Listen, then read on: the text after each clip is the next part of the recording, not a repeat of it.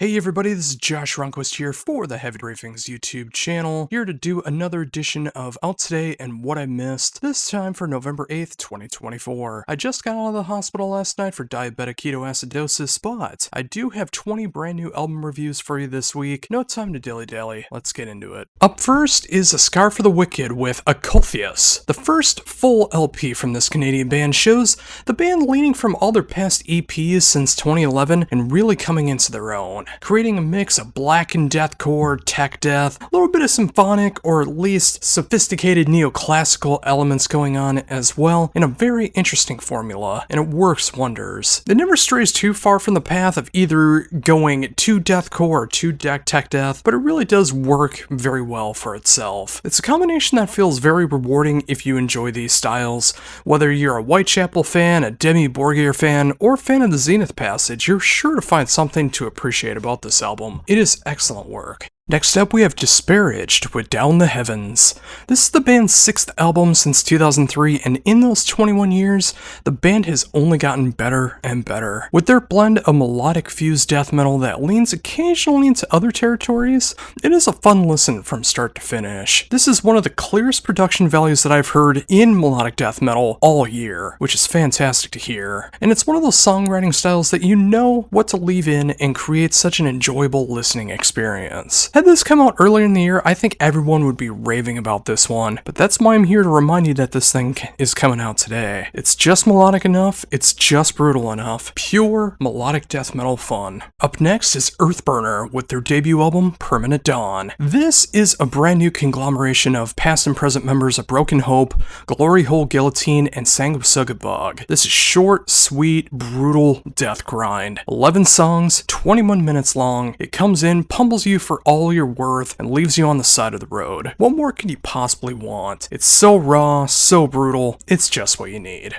Up next is a band, I totally apologize for pronouncing your name wrong, sir, Imp Piler with War Machine. This is the 12th album from Chris Imp Piler, and it's exactly what you want it to be. It shows off his diverse style of hard rock, heavy metal, and neoclassical shredding. It shows off his guitar stylings in the most memorable ways. Even Paul Bostoff is now a part of the band, and really slams the drums to perfectly match the mood. It is a high-octane album that knows when to get slower, when to get shreddy, and just right for the music. It doesn't reinvent the wheel in any way, nor should it. It's Chris and company doing the styles of metal he's been known for all these years in 2024. That's all I've ever needed, and I'm so thankful that after 6 years he's back at it. Absolutely solid work. Up next is I Slept on the Moon with Only the Stars Know of My Misfortune. This is the 3rd album from this anonymous project that comes from Atlanta, but it is some of the most emotional black metal, black gaze, post-black, atmospheric black metal that I've heard this year. Highly focusing on the post-rock side of things, this band is not just highly produced, it has a songwriting style that is meant for anyone who enjoys any of these styles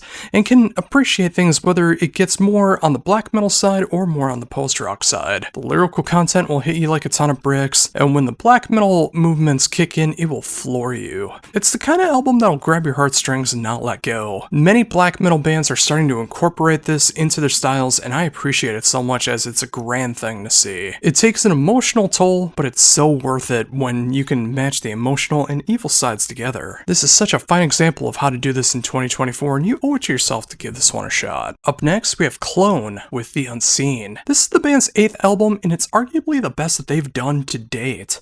Taking everything that they've learned about prog over the course of their career, this French outfit has created an album that is filled with some of the most emotionally driven dynamics that I've heard in 2024 in the prog realm. It's mainly mid-tempo, but the band knows when to get heavier, go faster, slower, left of center, everything that I expect from Clone, while some of the best vocal delivery that you're going to hear in this style. This is how you take a genre like prog and flip it on its ear by doing one key thing, being authentic. This is exactly what the band wanted to make, and it's better off for it. If you want some darkly driven prog music, this is exactly what you need in 2024. Next up is Make Them Suffer with their self-titled album. This is a band that I've always heard of, but I've never given a shot until this album. I know their name comes from one of my favorite Cannibal Corpse songs, so it made me curious to see what they were all about, and this is not what I expected. This is the band's 5th album. I am hearing a lot of modern-day metalcore, some deathcore, some gent, some very mainstream aspects as well. It's a great combination of some of the heaviest riffs that I've heard this year, quite brutal, while also knowing how to work in the top 40 crowd as well. With this being my first foray into the band, I don't know if their earlier work is heavier or softer than this. I'm gonna have to go back and check it out, but it's making me want to go back and see what I've missed out on for all this long. I'm a sucker for a good chorus line, and this album is filled with them. I like a good heavy riff when effective, and they balance everything out to never be too much of one sound. It's a great varied album that really grabbed my attention, and if you're looking for something like that, this might be for you as well. Up next is Molder with Catastrophic Reconfiguration. This is that pure combination of old school death metal and 90s death doom. This is the perfect combination of death meets autopsy. I can't describe it any better than that. It really does feel like that perfect combination of that 90s production style mixed in with those great old school death metal riffs that you're not going to hear too much of the blast beats, you're not going to hear the over the top riffing or anything like that. It's all written for the songs. This is far from an album that reinvents the wheel, but it goes back and appreciates what's been done in the past. It's a perfect throwback, and if you're looking for that death, autopsy, and don't forget asphyx, especially in the vocals, this is an album that's more than worthy of your time. Up next is Ray Hawthorne with Ray Hawthorne Sucks, an album I was not expecting to get as a promo. I'm not familiar with his main band North Kingsley, and I've not heard his other solo material, but based on this one album, I really need to give him a shot. I'm highly impressed. It's a great combination of pop punk, post-hardcore, some really tongue-in-cheek moments, and some very relatable lyrics. This is an emotional gut punch, and it definitely feels like I'm being seen. The more that I listen to this album, the more that it hits me on that emotional level, and I can truly feel how relatable it really is. For anyone who wants to feel a little bit less alone, especially dealing with mental health stuff, the state of the world, and everything that's going on, it doesn't matter if you're a metalhead, a punk rocker, anything. You should give this one a chance and see if it connects with you. I'm so glad I gave it a shot. Up next is Suidakra with Darkonocrod. This is the band's 16th album in 27 years, and the band has returned after just a couple years and created some of the most gripping melodeath in 2024. Their blend of melodeath with just the right amount of folkish moments, blackened moments, and of course their clean vocals really makes this signature Suidakra. The band doesn't need to reinvent the wheel or do a genre change at this point in the game. They have their signature style, and that's all I would ever want from them. This is exactly what anyone who loves this style needs right now. It is heavy, it is thrashy, it is melodeath, folky, everything that you love about the band. If you've never checked them out before, this is the perfect starter album to see what this German melodeath band is all about. This is how it's done, folks. Next up, we have Tungsten with The Grand Inferno. I have been waiting on this one for a while, and I'm so glad it's finally dropping today. Anders, Carl, and Nick Johansson, along with Michael Anderson, have created one of the most fun, symphonic, hard rock, and modern metal albums of 2024. With their 4th album, the band continues to get poppier, heavier, catchier, more dynamic, and really know how to write songs for the album and for the live setting. Every single song is just so catchy. If you like things brutal, this won't be for you, but if you want things fun, catchy, and adrenaline infused, this is meant for the live shows I mentioned. This is an album that is more than worthy of your time. It's one of the most fun albums in the genre in 2024, bar none. And finally, for brand new stuff out today, is the brand new album from the band Witnesses with Joy. This is album of the year contender material, and it's not even close. The band's 8th album from this international outfit is easily the band's best work. It's emotionally driven, it's all clean vocals, it's the melodic doom that I love so very, very much. It gets just heavy enough for my Dying Bride type doom. It also gets into more emotional stuff like bands like Pallbearer. You can definitely hear some catatonia in this album as well. It's a love letter to doom while showing off that sometimes having clean vocals can be heavier than the deepest, darkest funeral doom. While it can be a sad album, it's also a cathartic album and oddly optimistic the more that you listen to it. And the more that you do listen to it, you'll see what I mean. This is an album that no matter your love of doom, you will find something to appreciate about this one. It only gets better on repeat listens, and I have a feeling that you'll be hooked by the end of the first time. Give it a shot and see what I mean. And now for everything I've missed along the way, starting with the band Beardfish with Songs for Beating Hearts. This is a band I never thought I was going to be able to cover again, and they have returned to the prog world, and the prog world is better for it. What might be their most lively album to date. This album showcases everything I loved about the band since 2007, and explore even further into what the band is capable of. This is a prog rock album through and through with a very thematic lyrical concept of the emotions and feelings that we have as humans as we go through our lives, good, bad, and otherwise. It can be as uplifting as it is tragic, matched with the songwriting capabilities that is sure to entrance you. They have written some of their best material ever. It's the kind of album meant for the prog fans and for those that have missed the band. They haven't lost a step at all. I simply can't wait to see what's next.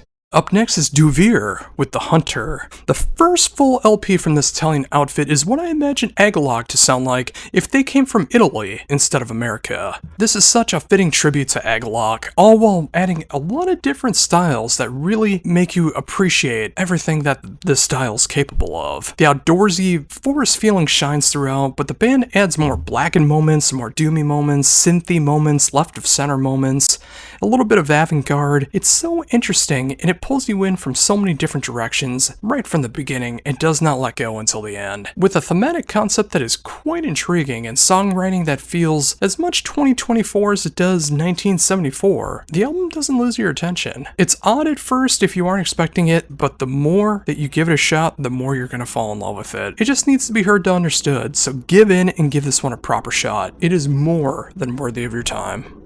Next up, we have Tenen Brom with Drag Me Into the Unknown. The debut LP from this Spanish outfit is the perfect album for that time of year between Halloween and right before the snow starts to fall. It's dark, haunting, soul-draining, and feels like you're trapped in a graveyard late at night as the demons of the night are on your tail. The production is just raw enough, but it's still clear. The songwriting is grandiose and brooding. It's not quite funeral doom, it's not quite goth rock, it's right in between on a grand scale, and it might be exactly what you're looking for. Give this one a shot if you're looking for something in that gothic doom territory. You can never have enough.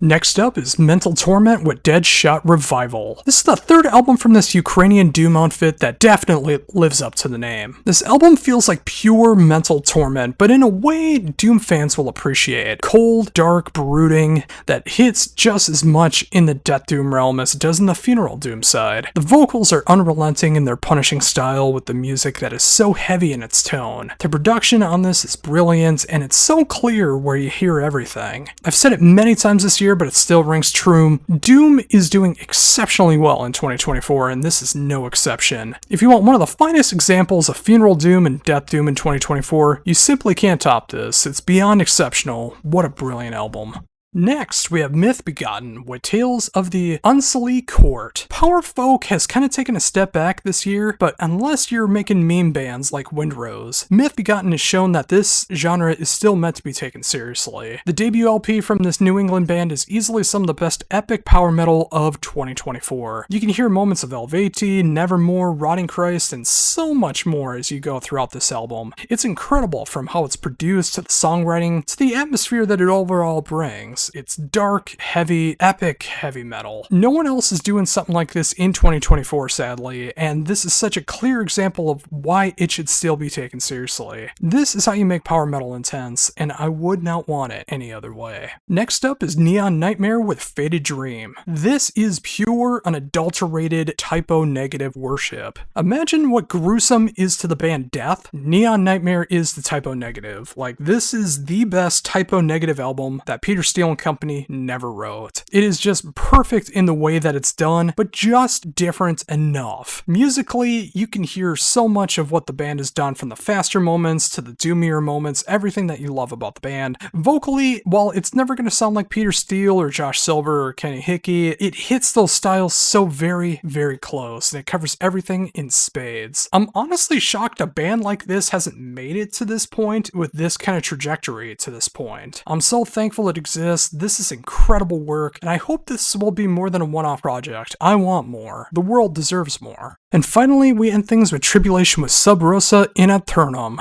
And this is one of the most polarizing albums, depending on how you look at things, in 2024 with this style. Of course, if you're familiar with Tribulation, they started off as a death metal band, then they became a black metal band, then they became a black and roll band, but now they're a 70s and 80s goth rock band. It really feels like Nick Cave and the Bad Seeds doing a little more satanic goth rock, and it's everything that I never thought it could be, and everything that it should be. I love what's going on here, and don't get me wrong, there's a little bit of that black and roll, a little bit of black metal going on there, but it's so small compared to the goth rock stylings that's happening within the band right now. Goth rock has had an incredible turn in 2024, and it's great to see Tribulation actually going into the sound. Just like In Flames said, you gotta reroute to remain sometimes, and this is one of the most fun goth rock albums of 2024, bar none. And there you go, folks, 20 brand new albums for you to be able to check out here today. What do you think? Did I pick out some good ones? Did I pick out some bad ones? If you are at all curious, this is 520 albums that I've covered so far, and next week will be the finale of Out Today and What I Missed for 2024, where I cover 10 more albums of stuff that'll be coming out next Friday, stuff that is already out,